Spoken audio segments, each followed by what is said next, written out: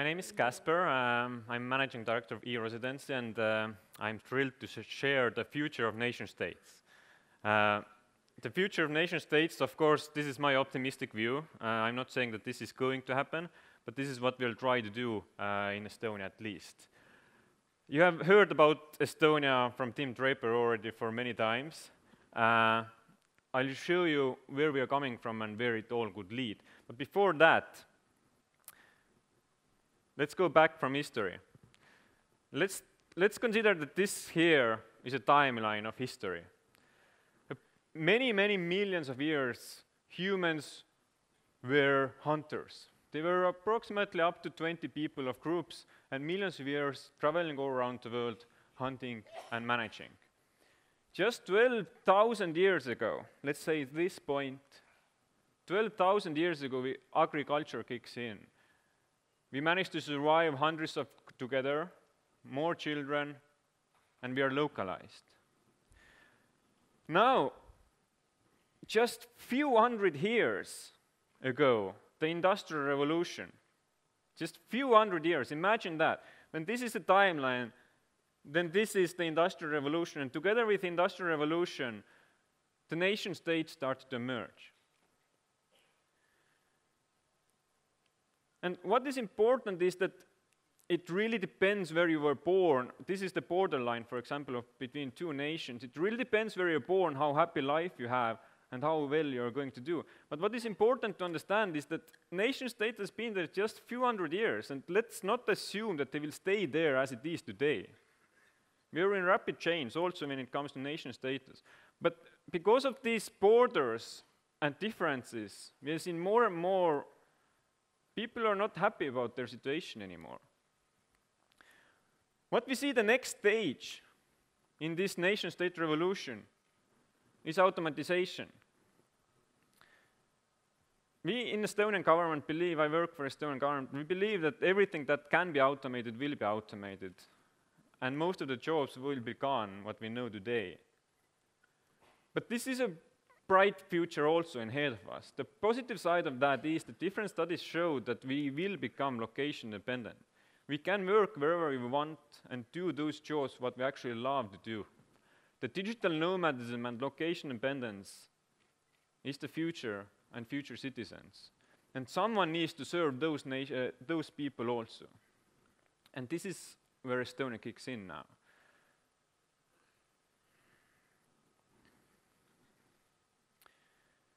Three years ago, we decided that we become a borderless nation-state. Every person on the planet can become our digital citizen.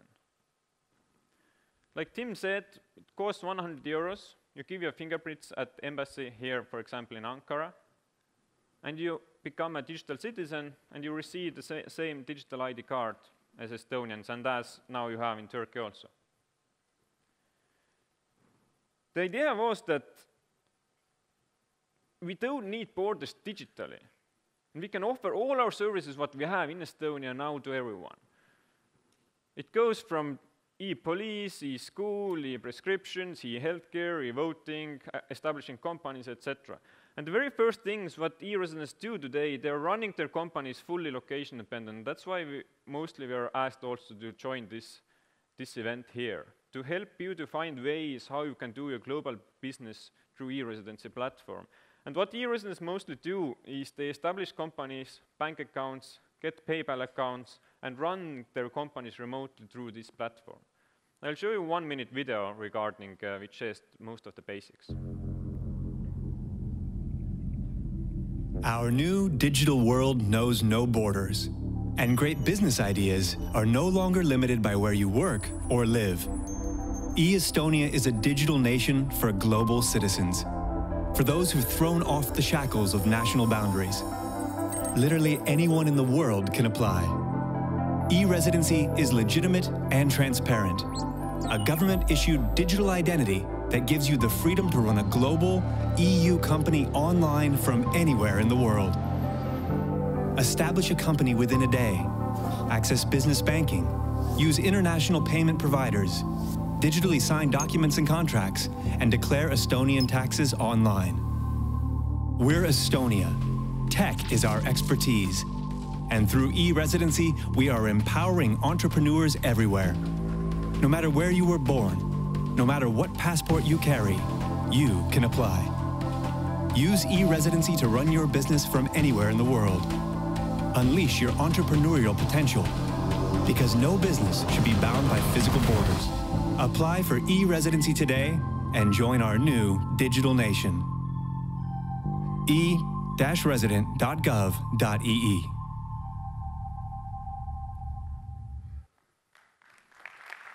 Thank you. Since launch, we have seen every day more e-residents joining this platform, coming with their businesses. I'll show you, I took some statistics also about Turkey, and there are thousands of Turkish also now running their businesses already. So it's great to see, and because Turkey also gets the tax revenues, so whoever is from Turkish government, no worries, you get your returns. What Estonia offers is our platform to do business, to access financial services, banks, and then to EU business environment. And what we get, of course, is that we can sell our services to you, so we get some income. But the real thing is that we see this more as an Estonian gift to the world. We see that every nation should somehow contribute to the global world, to make it somehow a better place, because it's still a one global world, right? Estonia is the digital, and this is what we can offer. We can offer this entrepreneurship environment. But what we see also is that other nations will join, like Tim Draper said, Kazakhstan and actually 5 other nations will join e-Residency, so that we see that more and more nations allow you to become their digital citizens. It doesn't allow you to travel to their nation, but it offers the digital services. My estimation that after 5 years, in my pocket, I have 10 different digital citizenships. I can choose from different nations what services I want to consume. I can choose whether I want to consume any service from my own nation. Why it's good, and why I started this discussion that I think it's a bright future, is that when nations start to compete for you, to get you as their digital citizens, then their services need to become better, then legislation needs to become better. They need to really start supporting and start caring, and the monopolistic nation state won't sustain. And we truly believe in that. As said, these are just the first steps. As our nation is fully digital already, we can offer them everywhere. But just a few weeks ago, we proposed a new idea, which is just a proposal. But this is how we do. We first come up with ideas to hear your feedback, and then we go on. To launch our own crypto tokens. Raise your hand if you're doing business in blockchain area. Nice, at least 20 businesses. The idea is to launch Estcoin, which would be our nation crypto token, allowing anyone to do crypto exchange, to invest through initial coin offering. Nation to do initial coin offering and raise money as securities is something which we see will transform the nation and taxation in general. We don't see taxation as a sustainable way anymore for too long. We see that there are governments where you can opt in and opt out digitally and pay your monthly fee or buy crypto tokens. And this will transform the business and revenue models of nation states. Coming back to my first beginning, just to consider that nation states won't stay as they are today, and the transformation what we do, let's hope this will be transparent, legitimate, inclusive, the new nations which emerge. I would like to end my part with a few questions to you instead of trying to be smart ass. Imagine that it's 10 years by now. What do you think, what nation in the world serves 1 million citizens globally? Global citizens who are traveling all around the world, who don't recognize themselves with one nation. Who serves those citizens? What services will you use from your own country if you're a digital citizen of 10 other nations?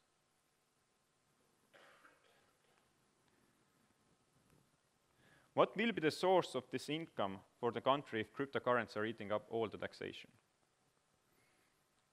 Coming back to Tim's point, if in 5 years' time Tim believes that you're paying in bitcoins, e-residents are already paying their salaries quite often in bitcoins and cryptocurrencies. we as a nation will lose that taxation. What is our income then? What happens with countries who go to scaling mode and scale, let's say 1,000% of GDP per year? We have seen startup scaling. Skype, as mentioned before, Estonian startup. When they scaled, they had 1,000% increase per month. Why? Because it was the best service out there. If there is a best government out there, why should you choose the second best government? You would eventually choose the best government who offers the best services. If there is a best government, there are no limits of how many millions of people will opt into you. And the worst question is, what happens to those countries who can't find their role in this new world? Who can't offer value to global nations in general? Let's work for the transparent world to build it together. And let's join e-residencies and become global citizens. Thank you.